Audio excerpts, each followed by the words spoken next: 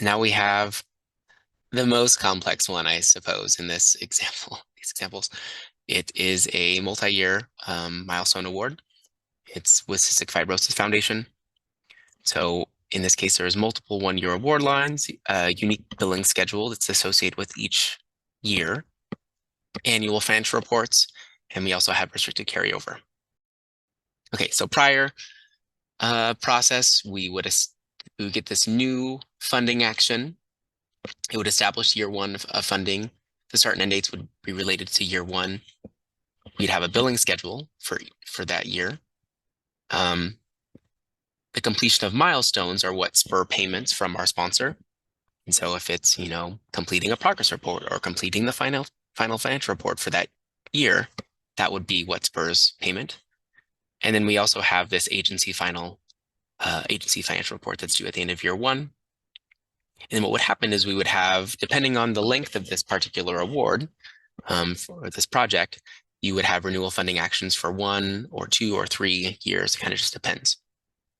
It'd be the same kind of construction where you're setting up a new budget number, setting up a new billing schedule, and the milestones, and the final report would be due and associated with that given year of funding.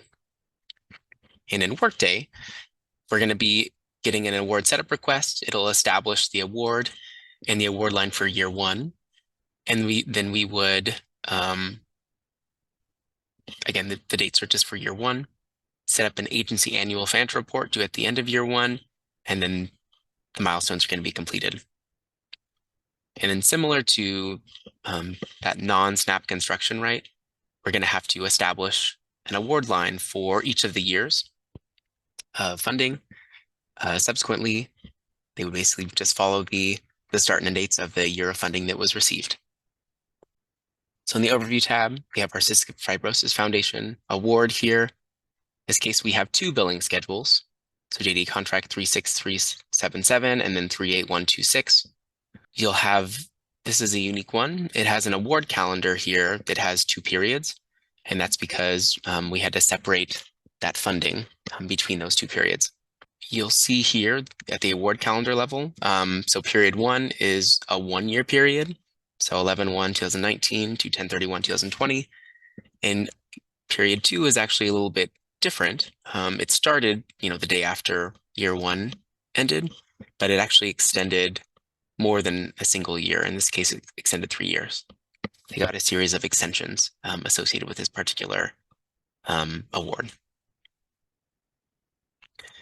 At the award line level, you see these various award lines. You have the start and end dates.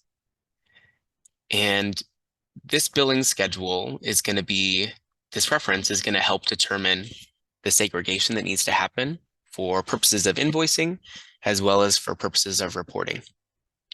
And so JD contract 36377, that was the old JD contract reference, that applied to this particular one, these 2 award lines, and then the second applied here. Let me really quickly though, I'll show, just to be consistent, I'll show for year 1, I'll show the special or the custom objects. So these award line special conditions, there's nothing that says carry forward is automatic. It's all blank. And so this is not one that has automatic carry forward. You do see some of the continuation references here that were converted from our legacy system. Moving on to the award tasks, there are a number of them, and you have a mix. You have both invoice milestone award tasks and agency final reports. I like to usually distinguish them just so it creates a little bit more structure. But in this case, we only have 2 reports that are due. We have an agency final report. It has start and end dates of this, and it's related to line 1. So when you are here, that clearly shows that they're related to this time period. So this award task relates to these 2 award lines. The same for this one. It covers a period of 3 years, and it's related to the bottom 2 award tasks because the start and end dates of those award lines fall into the time frame of that award task. This is a unique one. Here, I'll come back here. And I'll just sort for the invoice milestones. So there's 12 items in this list, and it's showing 10 of the 12, just the milestone or the invoice milestone pieces. And what you'll see, and the reason I'm pointing this out is that you'll be able to see who these invoices or the invoice milestones are the responsibility of department contacts. And so notifying GCA about, this milestone is completed and we can bill for it, or this milestone is completed that was due on 12/2/2020. That would be an important piece to know about where you are in your award, because these milestones, the completion of them are going to be what spurs those payments from our sponsors. Okay. I wanted to quickly show the JDE contracts and kind of the linking to those milestones. So I'll come to the most recent one. Pull up JDE contract. This is the billing information. It has, things about like the bill to address, some of the central emails and stuff like that. But in addition, what it does is it has the summary of the various installment lines, and it has the amounts as well. And so what you'll see is it'll show you the status of these different lines, and then it also shows you where the pending milestone is. And so this pending milestone, if I duplicate this and go back to my award tasks,